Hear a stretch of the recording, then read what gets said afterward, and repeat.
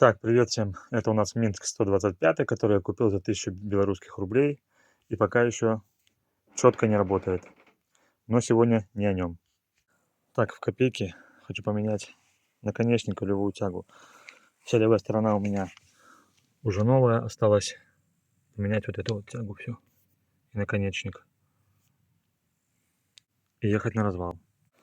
Поэтому по-быстрому выставляю на глаз все это дело. Поливаем медной смазкой. Пастой, смазкой, неважно, на резьбу, чтобы не удубело нахер, если мне вдруг когда-нибудь придется раскручивать или подкручивать. Пыльники снимаю и туда тоже смазки какой-нибудь поищем тут у меня, и все будет ходить. Все, всем удачи, ставьте лайки.